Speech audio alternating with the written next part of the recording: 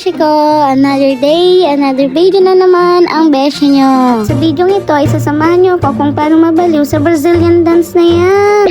Siyempre bago dyan, sasamahan nyo muna kaming mag-crave ng sister-in-law ko sa madaling araw na to. Yes po, madaling araw na po at bigla kaming nag-crave ng sister-in-law ko kaya agad-agad kaming pumunta sa favorite place namin. Si Dio nga pala yung naging cravings namin for today's video. Nag-chat nga pala ako sa sister-in-law ko na gusto kong kumain ng lugaw. Pero nagsabi naman yung sister-in-law ko kung lugaw nga ba yung gusto kong kainin at wala ng iba. Kaya napasabi na lang ako na kung saan ka masaya ay doon na rin ako. Kaya napadpad nga pala kami dito sa MCDO dahil dito ang naging final decision ng sister-in-law ko. Tapos na nga kaming manok. Hindi pa nga ako nakakarami sa pag-edit ko sa video na to pero nawawalan na ako ng pasensya sa mga manok na to. Na para bang masarap magtinola ngayong araw na to. Anyways, nag-aantay lang nga kami dyan ng in-order ng sister-in-law ko kaya nagpapit-pit muna ako sa camera na yan. At sa oras na to ay di pa kami nakakakain dahil hindi pa nasa-serve yung order namin. Ang pinagtataka ko bakit mali yata ang Nako!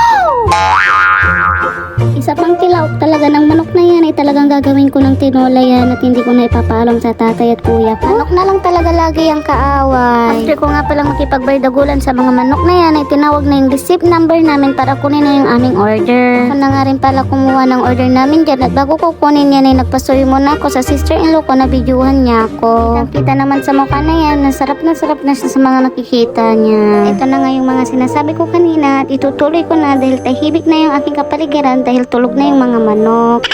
Bago nga pala kami mag-order ay napakiramdaman ko na mali na timpla ng aking tiyan. Kaya habang kumakain nga pala kami dyan ay natatakot na lang ako na baka bigla na lang akong mata.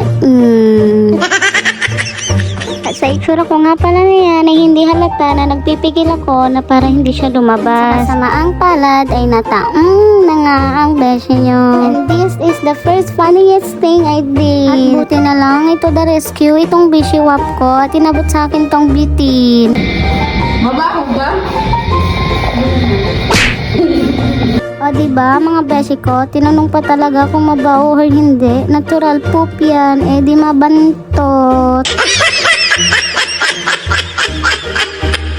Sa loob pa nga ng CR, iniisip ko na yung naiwan kong pagkain doon sa labas. Lalo na yung Coke float, hindi ko pa yun nabawasan. Pre, inuna pa naman yung pag-poop. At ito na nga tayo mga beshi ko, paglabas nga namin ay tawa kami ng tawa ng BFF ko. Ano ba naman paglabas namin ng CR, wala na pala yung iniwan naming pagkain. Ito, ang beshi nyo, bisit na bisit. Grabe ka naman, Kuya Crew. Bakit mo naman agad dinalis yung mga pagkain? Marami pa, hindi pa namin naubos. Lalo na yung Coke float ko, hindi ko pa nabawasan. Naging sad tuloy ang beshi nyo. But it's okay mga beshi ko cause I realized na it's my fault din naman. That's why we're going to another place cause I need to buy water. Like water I can't kidding free. So lumipat na nga pala kami sa may 7-Eleven at napag-isip-isip ko na tubig na lang ang bibilihin ko. Siyempre kailangan ko munang mag-heal dun sa Coke float na yun. Saan yung mas masarap? Yung summit o yung buko? Buko! Tumambay lang nga muna kami ng maikling oras dyan ng beshi ko dahil nagkwekwentuhan muna kami sa mga katarantaduang nagawa namin ngayong gabi. Nagkwekwentuhan nga pala namin dyan kung bakit yung binili niya ay saging at ang binili ko ay tubig. Hindi ganon. Nagrarant lang pala talaga ako sa kanya guys kasi hindi ko talaga makuha yung step ng Brazilian. Na para bang sa dami-dami ng problemahin sa buong mundo. Yung Brazilian dance pa talaga yung inuna ko. What?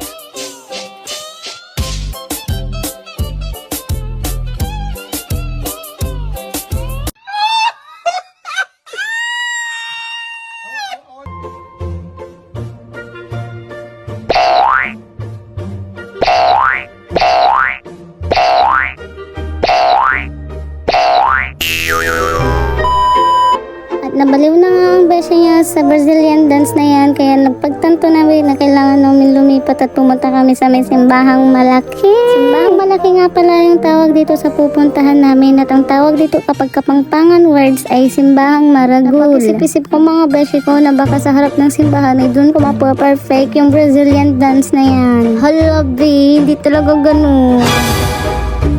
Papalapit na nga ako sa may simbahan mga bet. Nararamdaman ko na ang presensya ng mundo. Oo mga bet, presensya na parang ako lang ba yung nag-iisa dyan. At halos lahat ng nakikita ko ay by partner. Dito lang ako nakakita mga bet na kahit madaling araw na, ay puno pa rin ang kabataan dito sa may syudad ng Angeles. Dahil sa dalawang couple na baso na to, ay pinamukha din sa akin ng mundo na di ko mararanasan talaga yan eh. Habang nagbibideo nga ako dyan mga B, nakakita ulit ako ng partner at I guess nasa edad sila ng 13 or 15 years old. Habang ako 22 years old, hindi pa nakakatanggap na flowers na yan. Kaya Lord, ikaw na bahala. Aray ko. Akin na napapatulin partida, hindi ko pinagkakarera. Pero yung auto pinapasayaw ko naman na para makarena. Pa-left, pa-right. Dinaan ko na nga sa dasal at sa sayaw mga beshi ko, pero hindi ko pa rin na perfect yung Brazilian dance na yan mga auntie ko. Kaso walang effect mga beshi ko, kaya dito na lang tayo, sa susunod na video na lang ulit.